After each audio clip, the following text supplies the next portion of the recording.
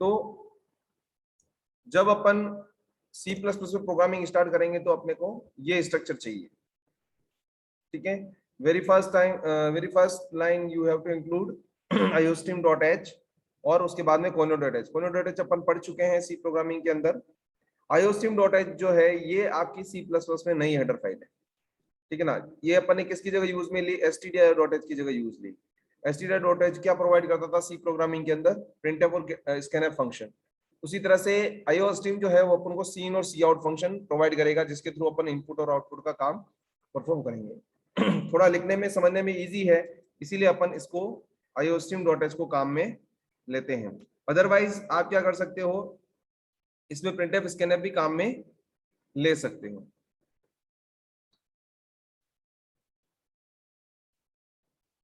All over बात यह है कि हमें थोड़ा सा इसमें चेंजेस मिलेगा, स्टेटमेंट में भी चेंजेस मिलेगा और कुछ नई नई चीजें और इसके अंदर इंक्लूड होगी। सी प्रोग्रामिंग की सारी चीजें तो रहेगी, लेकिन साथ में नई चीजें भी इंक्लूड होगी।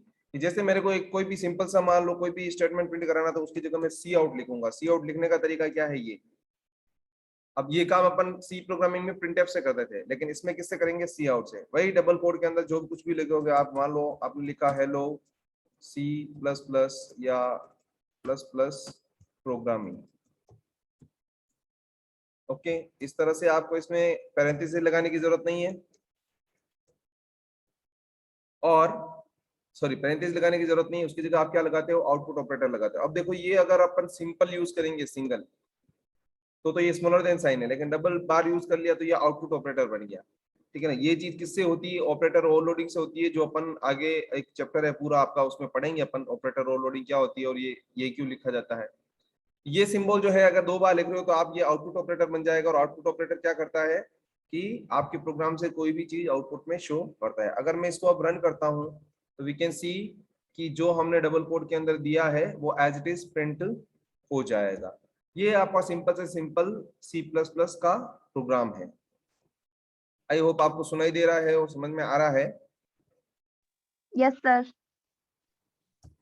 नाउ अब क्या करना है मेरे को, ये तो हो गया सिंपल सा आउटपुट, ठीक है ना। लेकिन अपन प्रोग्राम किसके लिए बनाते हैं, डेटा यूजर से इनपुट लेने के लिए और फिर डेटा को वापस यूजर को आउटपुट शो करने के लिए। सेव करने का तरीका वही है जो अपना पहले था, F2 से सेव करोगे, यहाँ पे नाम लिख दोगे आप इसका कि हेलो CPP नाम से मैंने इसको प्रोग्राम को सेव कर दिया, ठीक है। तो एक हेलो CPP नाम से मैंने ये सिंपल सा प्रोग्राम है, ये सिंपल से सिंपल प्रोग्राम है आपका C++ का, ठीक है।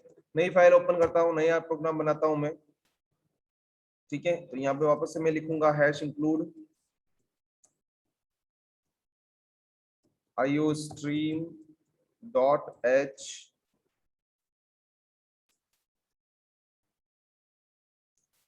सब कुछ स्मॉल में है, ये ध्यान रखना। इंक्लूड iostream.h, इसी तरह से हैश इंक्लूड conio.h, ओके। फिर void main, और क्या करोगे आप, इस तरह से इसको सेट कर दोगे, ठीक है। तो अपन को यहाँ लिखना है CLR क्लियर स्क्रीन का फंक्शन और नीचे गेट ch का फंक्शन। ये दोनों फंक्शन आपको हमेशा लगाने, क्लियर स्क्रीन को क्लियर करेगा, गेट ch स्क्रीन को होल्ड करेगा। अब इसमें क्या करना है अपन को, अभी तक तो अपन ने देखा कि अपन को सिंपल आउटपुट कराना करा दिया। अब अगर मेरे को यूजर से इनपुट लेना है तो इनपुट लेने के लिए तो आपको दो चीजें चाहिए। एक तो इनपुट का फंक्शन जो क्या करेगा, यूजर से इनपुट लेके वेरिएबल में डालेगा, और दूसरे वेरिएबल जिसके अंदर आपकी वैल्यूज को स्टोर करेंगे। तो वैसा ही है जैसा आपने सी में सीखा था कि सी के अंदर अपन a, b दो वेरिएबल ले लिए, ठीक है। और इसके अंदर इनपुट करवाना है तो पहले मेरे को मैसेज देना पड़ेगा कि क्या इनपुट करवाना है। तो मैंने सी आउट के अंदर मैसेज दे दिया कि क्या करो, एंटर 2 नंबर्स। तो मेरा मैसेज क्या बोलेगा यूजर को कि 2 नंबर इनपुट करो। अब यूजर से वैल्यू लेने के लिए हमें क्या करना पड़ेगा, सीन करना पड़ेगा, और सीन को लिखते हैं इस तरह से। सी आउट के अंदर आउटपुट ऑपरेटर लगेगा, सीन के अंदर इनपुट ऑपरेटर लगेगा। अब अपन इसको अगर सिंगल टाइम लगा देते हैं ये ग्रेटर देन साइन बनता है, लेकिन इसी को डबल बार लिख दिया तो ये क्या बन गया, इनपुट ऑपरेटर। और इनपुट ऑपरेटर में लिखने का तरीका क्या है, ए पहला वेरिएबल, फिर दूसरा वेरिएबल और फिर सेमीकोलन। अब इसमें आपको प्रिंट है परसेंट डी, परसेंट है, परसेंट सी याद रखने की जरूरत नहीं है, और ब्रैकेट वगैरह लगाने की जरूरत भी नहीं है। सीन सिंपली आप ए और बी इस तरह से लिखोगे आउटपुट इनपुट ऑपरेटर के साथ। आप ये तो दो ही हुए, मान लो 5 इनपुट करना, तो इसी के आगे आपको इनपुट ऑपरेटर, आगे वाला वेरिएबल, फिर इनपुट वेरिएबल, फिर वेरिएबल, फिर इनपुट ऑपरेटर, फिर वेरिएबल, इस तरह से आप एक साथ में चाहे जितने वेरिएबल के अंदर वैल्यू इनपुट करवा सकते हो। फिर क्या करना है, मेरे को आउटपुट देना है। आउटपुट क्या देना है कि भाई इन दोनों का जोड़ प्रिंट हो जाए, सम प्रिंट हो जाए। तो सम इक्वल टू, अब इसके यहाँ पे परसेंटेज कुछ नहीं लगाना है, यहाँ पे सिंपली क्या करना है आपको, ए प्लस बी। ए और बी का प्लस होके किसके साथ जुड़ जाएगा, सम के साथ जुड़ जाएगा। अब इसमें एक चीज है, ठीक है, कि इसको अपन बोलते हैं कैस्केड इनपुट और कैस्केड आउटपुट। कैस्केड का मतलब होता है एक के बाद दूसरा, ठीक है ना, बीच में कोई ब्रेक नहीं। तो कैस्केड का मतलब ये होता है कि एक इनपुट किया आपने वेरिएबल के लिए यहाँ पर, और दूसरा इनपुट किया यहाँ पर। इसके लिए हमें बार बार सीन लगाने की जरूरत नहीं है। अगर एक साथ आपको 5 वेरिएबल में वैल्यू इनपुट करानी, तो आप सीन से डायरेक्ट वो चीज परफॉर्म करवा सकते हो, ठीक है। फिर अपन को क्या किया, इनपुट होने के बाद उन दोनों का कैलकुलेशन किया। तो कैलकुलेशन क्या किया अपने, इन दोनों का सम कर दिया, और सम जो निकल के आएगा वो किसके साथ अटैच हो जाएगा, सम इक्वल टू के साथ। ये वापस कैस्केड आउटपुट है। पहले अपन ने सम एज इट इज प्रिंट कराया, फिर साथ में उसके जो भी हमारी वैल्यू आ रही है उसको जोड़ दिया। अब इसको मैं रन करता हूँ कंट्रोल F9 से, तो क्या करेगा, मेरा प्रोग्राम 2 नंबर इनपुट मांग रहा था, मैंने डाला 5 और 7, तो इसने सम प्रिंट कर दिया 12। ठीक है, इस प्रोग्राम में कोई इश्यू है आपको तो पूछो फटाफट।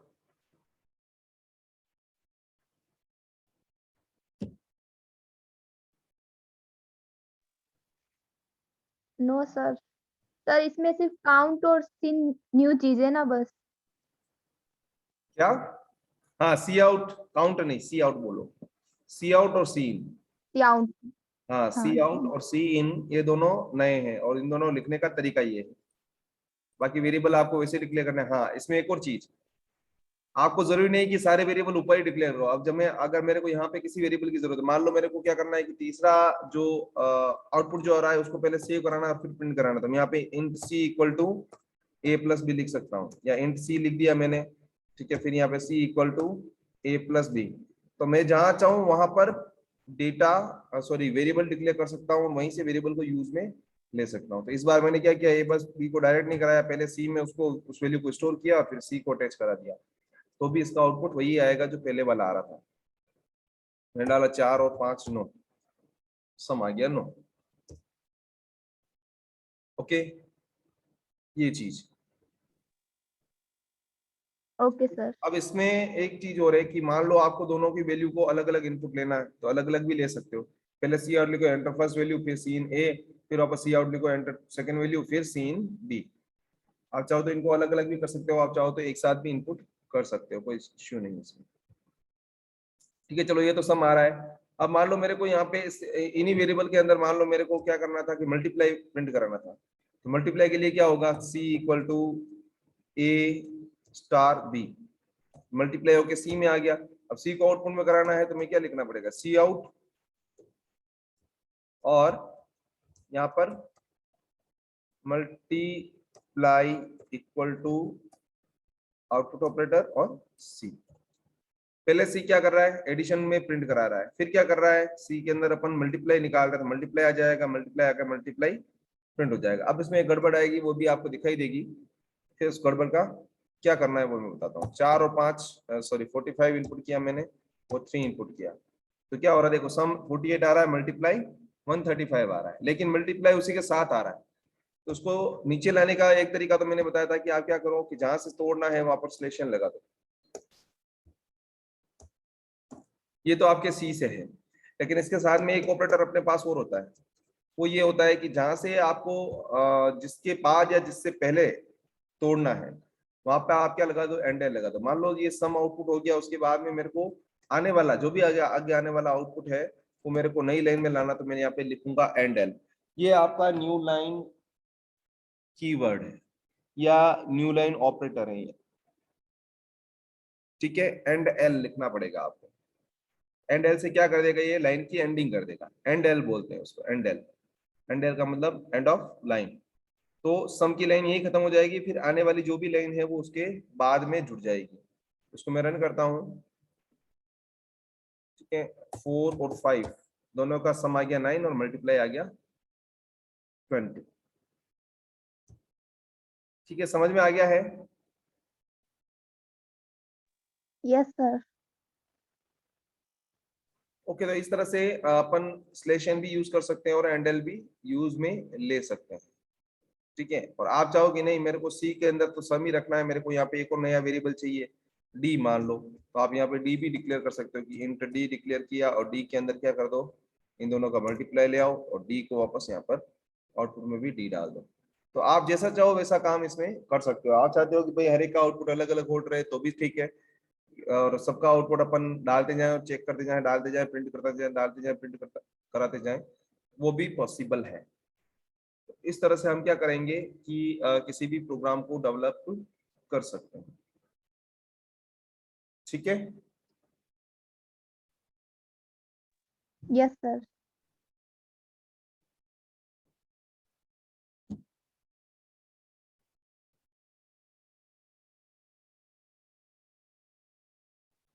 तो इस तरह से अपन किसी प्रोग्राम को डेवलप करेंगे, ठीक है ना। आज के लिए इतना ही। अब अपन नेक्स्ट क्लास से अपन अपनी एक्चुअल प्रोग्रामिंग करना शुरू करेंगे, जिसमें क्या क्या चीजें नहीं है वो भी देखते जाएंगे और आगे से आगे इसकी प्रोग्रामिंग को आगे बढ़ाएंगे। स्टार्टिंग में आपको कुछ प्रोग्राम एज इट इज लगेंगे, सी और C program, C plus plus programming के, लेकिन उनमें थोड़ा थोड़ा डिफरेंस रहेगा, ठीक है। बाकी ऑलमोस्ट 80% जो है वो रिवाइज होगा आपका सी प्रोग्रामिंग का, ठीक है। तो काफी कुछ आपको सी प्रोग्रामिंग के देखने को मिलेगा, लेकिन कुछ चीजें हैं जो चेंजेस हैं वो अपन देखेंगे कि सी प्लस प्लस प्रोग्रामिंग में क्या क्या चेंजेस हैं, ठीक है। आज का सेशन यही खत्म करते हैं अपन।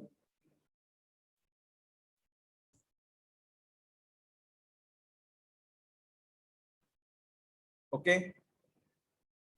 Okay sir.